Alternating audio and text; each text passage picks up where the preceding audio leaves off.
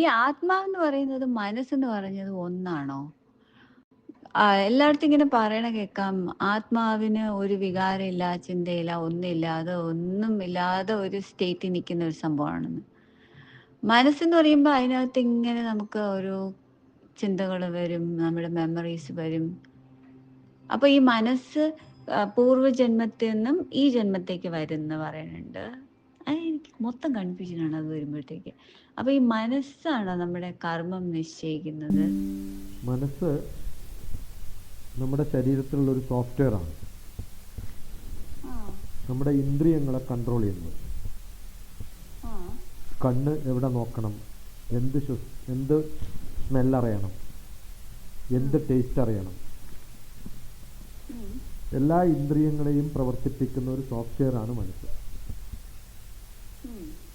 അപ്പോൾ അതിന് ഒരു ടെമ്പററി മെമ്മറി മാത്രമേ ഉള്ളൂ. അപ്പം നമ്മൾ സ്ഥിരമായിട്ട് കേൾക്കുന്ന, സ്ഥിരമായിട്ട് കാണുന്ന ഒരു ശബ്ദം കേൾക്കുമ്പോൾ ഉടനെ എനിക്ക് മനസ്സിലായി ഇന്ന ആളാണെന്ന്. അത് മനസ്സിലായി, സംഭവം എന്താണെന്ന് എനിക്കിപ്പോൾ മനസ്സിലായി എന്ന് പറയും. നമ്മളിപ്പോൾ മനസ്സിലായി എന്നാ പറയാം. അപ്പോൾ അത് കേൾക്കുമ്പോഴും കാണുമ്പോഴും നമ്മുടെ എല്ലാ ടച്ച് ചെയ്യുമ്പോഴും നമ്മൾ ചിന്തിച്ചിട്ടും ഒക്കെ ഉണ്ടാക്കുന്ന ചില സംഭവങ്ങൾ, അത് മനസ്സിലാണ് ചിന്തകൾ വരിക. അതിൻ്റെ പ്രോസസ്സിംഗ് ഒക്കെ മനസ്സിലാണ്. അതൊക്കെ കഴിഞ്ഞിട്ട് അതിനെ, ആ ഇൻഫർമേഷനെ നമ്മൾ ഹാർഡ്വെയറിലേക്ക് സ്റ്റോർ ചെയ്ത് വെക്കുന്ന ഹാർഡ്വെയറാണ് നമ്മുടെ ബുദ്ധി, ബ്രെയിൻ എന്ന് പറയുന്നത്. അപ്പോൾ നമുക്കൊരു കാര്യം ചെയ്യുമ്പോൾ ഇത് തിന്നണം എന്ന് തോന്നുന്നത് ഫീലിംഗ്, അത് മനസ്സിൽ നിന്നാണ് വരുന്നത്. അത് വേണ്ട, കാരണം കഴിഞ്ഞ പ്രാവശ്യം അത് കഴിച്ചപ്പോഴാണ് എനിക്ക് ടമ്മി പ്രോബ്ലം ഉണ്ടായിരുന്നത്, കഴിഞ്ഞ പ്രാവശ്യം അത് കഴിച്ചപ്പോൾ എനിക്ക് ത്രോട്ട് പെയിൻ ഉണ്ടായിരുന്നു. ഈ പഴയ സംഭവങ്ങളൊക്കെ സ്റ്റോർ ചെയ്തിരിക്കുന്ന ബുദ്ധിയിലാണ്. അത് ലോജിക്കലി അനലൈസ് ചെയ്തിട്ട് വേണോ വേണ്ടോ എന്നൊക്കെ നമ്മളെ തീരുമാനിക്കാൻ പ്രേരിപ്പിക്കും. ഇതൊക്കെ ബുദ്ധിയുടെ പ്രോസസ്സാണ്. അപ്പോൾ അനലിറ്റിക്കലി, ലോജിക്കലി ഇൻഫർമേഷൻസ് പ്രോസസ്സ് ചെയ്യുന്നത് ബുദ്ധിയിലും, ആഗ്രഹങ്ങൾ, ഫീലിങ്ങുകൾ മാത്രം വെച്ചിട്ട് പ്രോസസ്സ് ചെയ്യുന്നത് മനസ്സിലുമാണ്. ഇത് രണ്ടും അല്ലാതെ, ഇതിപ്പം നമ്മളൊരു അഡ്മിനിസ്ട്രേഷൻ്റെ കാര്യം പറയുകയാണെങ്കിൽ, ഏതെങ്കിലും കാര്യങ്ങളൊക്കെ നടത്തുന്ന ഗവൺമെൻറ്റാണ്, ചില ജനങ്ങളുടെ താല്പര്യങ്ങളാണ് ചെയ്യുക. അതൊക്കെ കഴിയുമ്പോൾ ജഡ്ജി എന്ന് പറയുന്ന ഒരാൾ പറയും, ഇത് പറഞ്ഞത് ശരിയായില്ല, ചെയ്തത് ശരിയായില്ല എന്നൊക്കെ. അതുപോലെ നമ്മുടെ ഉള്ളിലുള്ള ഒരു ജഡ്ജാണ് സോള്, ആത്മാവ് എന്ന് പറയുന്നത്. അതുകൊണ്ടാണ് നമ്മൾ ചിലപ്പോൾ ഭക്ഷണം കഴിച്ചു കഴിഞ്ഞാൽ അപ്പം പറയും, കഴിക്കണ്ടായിരുന്നു, ഞാൻ അപ്പോഴേ പറഞ്ഞതല്ലേ കഴിക്കണ്ടാന്ന്. ചിലപ്പോൾ പറയും, അയ്യോ കഴിക്കായിരുന്നു കേട്ടോ, ത്രോട്ട് പെയിൻ വരികയാണെങ്കിൽ എന്താ കുഴപ്പം, ഐസ്ക്രീമിന് കഴിച്ചിട്ട് എപ്പോഴും വന്നില്ലല്ലോ. ഇതൊക്കെ നമ്മുടെ ആത്മാവാണ് പറയുന്നത് നമ്മളോട്. അപ്പോൾ 3 സംഭവങ്ങളുണ്ട്: ബുദ്ധി, മനസ്സ്, ആത്മാവ്. ആത്മാവ് ഡേ ടു ഡേ കാര്യങ്ങളിൽ ഒന്നും ഇടപെടില്ല. പക്ഷെ ചെയ്ത് കഴിയുമ്പോൾ ചെയ്യണ്ടായിരുന്നു, ചെയ്യാമായിരുന്നു എന്നൊക്കെ നമ്മൾ തന്നെ നമ്മളോട് പറയും. നമ്മൾ മനസ്സ് വെച്ചിട്ട് ഏതെങ്കിലും ഒരാളോട് അഭിപ്രായം ചോദിച്ചിട്ട് അയാൾ പറയുന്നത് കേട്ടു എന്നൊക്കെ പറഞ്ഞിട്ടാണ് ചെയ്യുന്നുണ്ടാവും. പക്ഷെ അയാൾ പറഞ്ഞിട്ടല്ല കേൾക്കുന്നത്. നമ്മുടെ മനസ്സിന് അത് താല്പര്യമുള്ളത് കൊണ്ട് നമ്മൾ ചെയ്യുന്നു. അതിന് വേറൊരാളെ നമ്മൾ കാരണക്കാരാക്കുന്നു എന്ന് മാത്രം. പിന്നെ ആത്മാവ് പറയും, അയ്യോ അയാൾ പറഞ്ഞത് കേൾക്കണ്ടായിരുന്നു, അയാൾ ആൾ ശരിയല്ല. ഇത് നമ്മൾ കുറച്ച് കഴിഞ്ഞിട്ട് നമ്മുടെ ചിന്തകളിലും അല്ല, മനസ്സിലും അല്ല, ഉള്ളിൽ നിന്ന് എവിടുന്നോ വരുന്നൊരു സംഭവമാണ് ആത്മാവ്. അത് ജഡ്ജാണ്. ഓക്കെ. അപ്പോൾ ഭഗവത്ഗീതയിൽ ഉദ്ധരേത് ആത്മനാത്മാനം ആത്മാനം അവസാധയേത് ആത്മൈവ ഹ്യാത്മനോ ബന്ധു ആത്മൈവ രിപുനാത്മനഃ. ആത്മാ ആത്മാ ആത്മാ എന്ന് കുറേ പ്രാവശ്യം കേൾക്കാം. അതെന്താ കാരണം എന്ന് വെച്ചാൽ, നമ്മുടെ സൂപ്പർഫിഷ്യലായിട്ടുള്ള മനസ്സിനെയും ആത്മാവ് എന്നാണ് വിളിക്കുക നമ്മൾ. ഞാൻ ആത്മാർത്ഥമായിട്ട് പറയാണ് എന്ന് പറയില്ലേ? ആത്മാർത്ഥമായിട്ട് പറയാന്ന് പറഞ്ഞാൽ എന്താ അർത്ഥം? ഞാൻ മനസ്സിരുത്തി അറിഞ്ഞുകൊണ്ട് പറയാന്നർത്ഥം. അതുകൊണ്ട് നമ്മൾ കുറേ ഇനിയിപ്പം മാറില്ല എന്നുള്ള അർത്ഥത്തിലാണ് നമ്മൾ ആത്മാർത്ഥമായിട്ടെന്ന് പറയുന്നത്.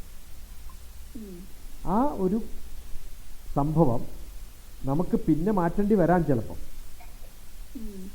അപ്പോൾ അതുകൊണ്ട് ഭഗവത്ഗീത പറയുന്നത് അങ്ങനെ മാറ്റേണ്ട അവസ്ഥ വരാതെ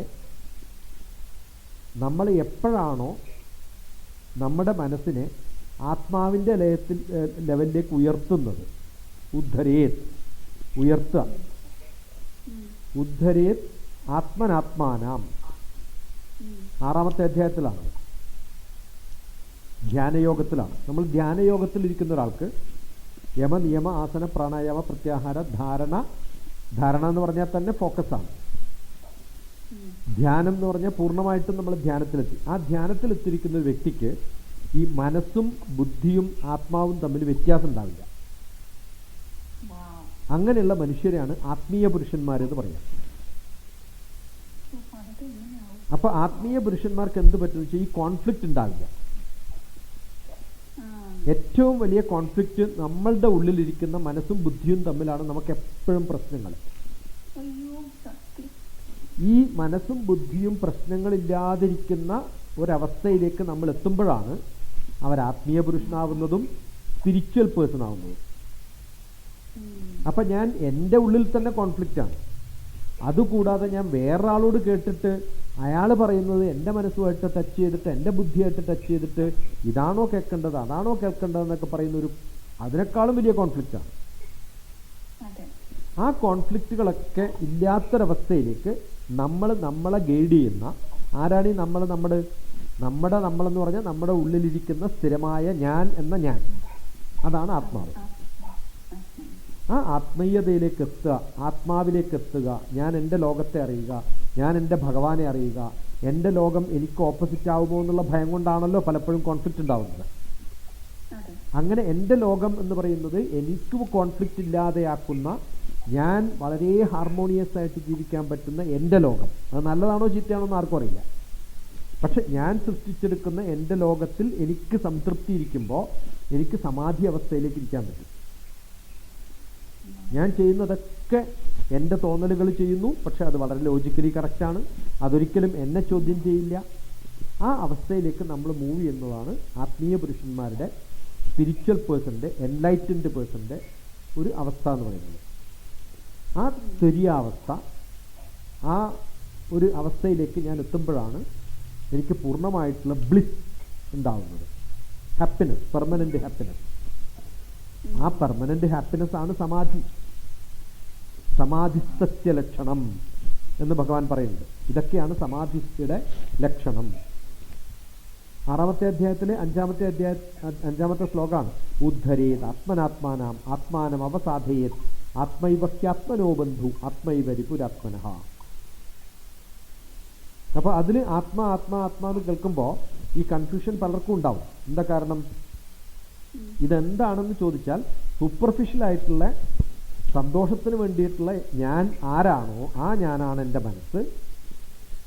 എനിക്ക് ബുദ്ധിപരമായിട്ട് ചിന്തിക്കാനുള്ള കഴിവ് തരുന്ന ഞാൻ ആരാണോ അതാണ് എൻ്റെ ബുദ്ധി. എൻ്റെ ജഡ്ജ് ഒരിക്കലും എന്നെ കുറ്റം പറയാതെ ഞാൻ ചെയ്യുന്നതിനൊക്കെ സർട്ടിഫൈ ചെയ്യുന്ന എൻ്റെ ആത്മാവ് ആരാണോ അതാണ് യഥാർത്ഥ ആത്മീയത എന്ന് പറയുന്ന എൻ്റെ മനസ്സ്. ഓക്കെ, ഒരുവിധമൊക്കെ മനസ്സിലായോ? ഓക്കെ,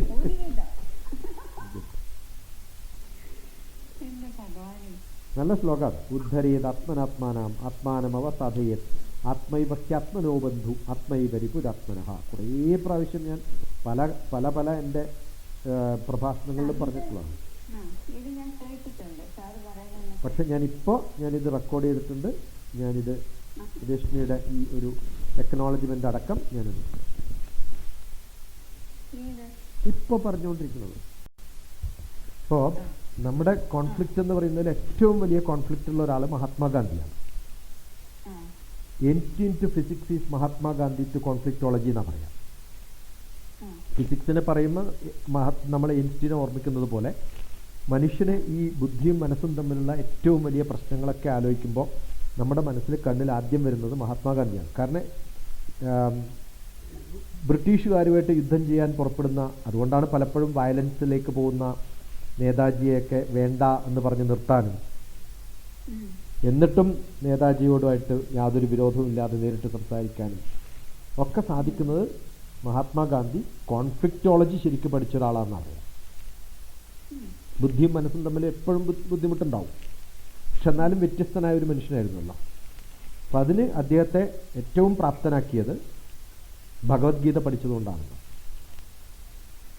അത് യമ നിയമ ആസന പ്രാണായാമ എന്നുള്ള ഫസ്റ്റ് സ്റ്റെപ്പ് യമ എന്നാണ്. യമ എന്ന് പറഞ്ഞാൽ നോൺ വയലൻസ് എന്നാണ്. അപ്പം നോൺ വയലൻസ് മാത്രം ഒരു സ്റ്റെപ്പിൽ മാത്രം, യോഗയുടെ ഒരു സ്റ്റെപ്പിൽ മാത്രം എത്തിയിട്ട് ലോകത്ത് പ്രസിദ്ധനായിട്ടുള്ള ഒരാൾ ആരാന്ന് ചോദിച്ചാൽ മഹാത്മാഗാന്ധി. അപ്പോൾ ഒരു സ്റ്റെപ്പിൽ എത്തിയാൽ മതി, പക്ഷെ ആ സ്റ്റെപ്പ് പൂർണ്ണമായിട്ടും അറിയണം. അത് പ്രാബല്യത്തിൽ വരുത്തണം, അത് പ്രവൃത്തിയിൽ വരുത്തണം, അത് നിഷ്ഠയാക്കി മാറ്റണം. ചിന്തയിൽ മാത്രമല്ല, പ്രവൃത്തിയിൽ കൊണ്ടുവരാൻ സാധിച്ചിട്ടുള്ള മഹാവ്യക്തിയാണ് മഹാത്മാഗാന്ധി. അപ്പം എന്താണ് ഭഗവത്ഗീതയുടെ മെസ്സേജ് എന്ന് ചോദിച്ചാൽ, വയലൻ്റായ അർജുനനെ സൈലൻ്റ് ആക്കിയതാണ് ഭഗവാൻ കൃഷ്ണൻ. മനസ്സിൽ വയലൻ്റ് ആയിരുന്നല്ലോ, എന്താ ചെയ്യേണ്ടതെന്നൊരു രൂപമില്ലാണ്ട് ഇരിക്കുന്ന അർജുനനെ വളരെ ഒരു ഡിസിഷൻ എടുത്താൽ അതിൽ പൂർണ്ണമായി നിൽക്കാൻ പറ്റുന്നൊരവസ്ഥ. യുദ്ധം ചെയ്യാൻ വന്നു, ഇനി യുദ്ധം ചെയ്യുന്നേ, ബാക്കിയൊന്നും ആലോചിക്കേണ്ടെന്ന് പറഞ്ഞിട്ടുള്ള സർവധർമാൻ പരിത്യജ്യ മാമേകം ശരണം വച അഹം ത്വാ സർവ പാപേഭ്യോ മോക്ഷയിഷ്യാമി മാ ശുച. എന്ത് പാപമുണ്ടെങ്കിലും ഞാൻ ഏറ്റെടുത്തോളാം. അത് ഞാൻ ആരാണ്? ആത്മാവാണ്. നമുക്കുള്ളിൽ കോൺഫ്ലിക്റ്റ് ഇല്ലാതെ ചെയ്യണോ വേണ്ടയോ എന്നുള്ള കൺഫ്യൂഷൻ ഉണ്ടായിരുന്ന അർജുനനെ അതില്ലാത്ത അവസ്ഥയിലേക്ക് മാറ്റിയിരിക്കുന്ന കൃഷ്ണൻ്റെ മെസ്സേജാണ് ഭഗവത്ഗീത. അത് പൂർണ്ണമായിട്ടും മനസ്സിലാക്കിയിട്ടുള്ള ആളാണ് മഹാത്മാഗാന്ധി. അതെപ്പോഴാണ് ഉണ്ടാവുക? നമ്മൾ അമ്മയുടെ മടിയിൽ ഒരു കുട്ടി കിടന്നിട്ട് അമ്മ പറയാണ്, നീ ഒന്നും പേടിക്കണ്ട, ഞാൻ ഏറ്റെടുത്തു, നീ ഇഷ്ടമുള്ളത് ചെയ്തോ മോനെ എന്ന് പറയുമ്പോഴുള്ളൊരു സപ്പോർട്ട് ഉണ്ടല്ലോ നമുക്ക്. അതുകൊണ്ടാണ് ഭഗവത്ഗീത അമ്മയായി കരുതിയ ശ്രീകൃഷ്ണൻ പറഞ്ഞു കൊടുത്ത കഥകളൊക്കെ ഒരമ്മ മകന് പറഞ്ഞു കൊടുക്കുന്നത് പോലെ അർജുനൻ കേട്ടതുകൊണ്ട് മനസമാധാനത്തോടു കൂടി അർജുനൻ ഇരുന്നതുപോലെ ഗീത എന്ന് പറയുന്ന പുസ്തകം അമ്മയാണ്, ഗീത മൈ മദർ എന്ന പുസ്തകം എഴുതിയിട്ടുള്ള മഹാത്മാഗാന്ധി വളരെ സൈലൻ്റായിട്ട് ജീവിക്കാൻ പറ്റിയൊരു വ്യക്തിയാണ്.